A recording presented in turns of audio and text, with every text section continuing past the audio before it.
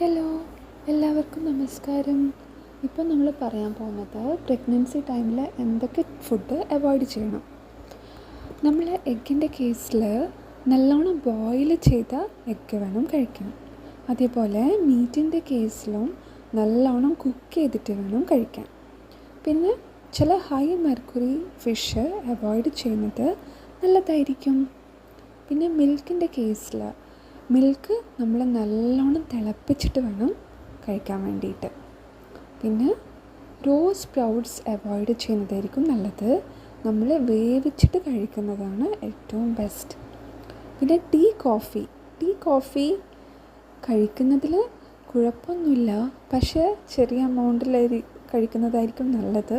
Maximum avoid ചെയ്യുക.